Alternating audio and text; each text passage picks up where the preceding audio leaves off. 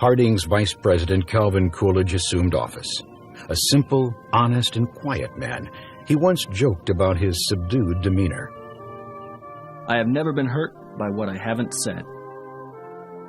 Silent Cal, as Coolidge was nicknamed, was elected president 1 year later, receiving almost 16 million votes, and would have easily won a second term, but unexpectedly decided not to run.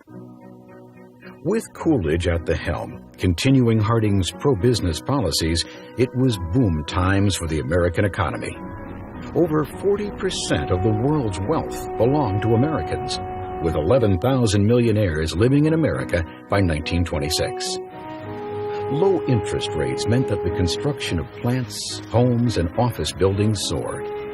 By the end of the era, construction had begun on the mammoth 102-story Empire State Building. Meanwhile, on the streets below, millions of Americans learned to drive. At the beginning of the Roaring '20s, there were only 8 million automobiles registered in the U.S. By the end of the decade, more than 23 million. Henry Ford made a bold prediction. When I'm through, everyone will be able to afford one, and about everyone will have one. America's new love affair with the car spurred production of rubber, steel, glass, and gasoline. A mobile America wanted new roads, new destinations, and new places to live. The suburbs. Automaking became a major American industry. To meet demand, automakers perfected the assembly line method of manufacturing, and many other industries followed their lead. Scientific management, championed by Frederick Taylor, revolutionized American business by identifying the most time-efficient ways to complete a task and increase production beyond the rate of technology. Farmers adopted modern methods of production, but with an entirely different result. Larger, more efficient farms, utilizing more farm machinery than human laborers, created an overproduction of farm commodities. Many farmers had borrowed money to expand their farms and buy equipment when demand was high during the war.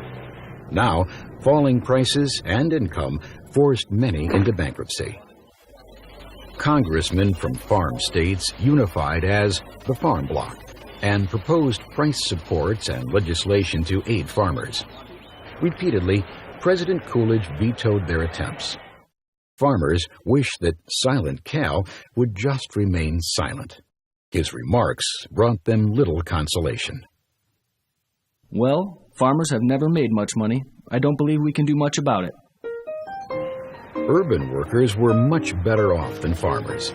Despite a decline in labor union membership, average wages increased by 20%. A more startling increase was in the number of homes with electricity. Between 1913 and 1927, the number grew by 465%. Soon, moderately priced electrical conveniences like vacuum cleaners, washing machines, and refrigerators were found in more and more American households. Chain stores like Sears and J.C. Penney did a brisk business selling ready-made clothes. And grocery cafeterias like Piggly Wiggly, the forerunner of the modern supermarket, offered everything from canned foods to sliced bread. Advertising lured consumers into the stores, and readily available credit using the installment plan made buying easy.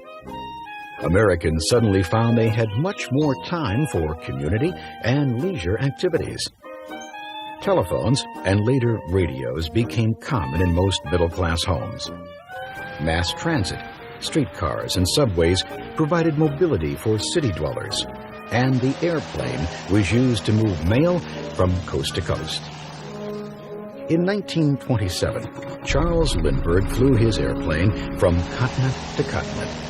Lucky Lindy's solo 3,614-mile flight across the Atlantic Ocean to Paris ensured his place as America's new hero. 4 million people witnessed Charles Lindbergh's triumphant return to America, showering him with thousands of pounds of ticker tape as he paraded up Broadway. Lindbergh's flight also captured the imagination of the public and stirred their interest in flying. I look forward to the day when transatlantic flying will be a regular thing. Soon, the single-engine Lockheed Vega and the Ford Trimotor airplanes were carrying as many as 10 passengers. And already mobile America became even more so. By the end of the Roaring '20s, 43 airlines were operating in the United States.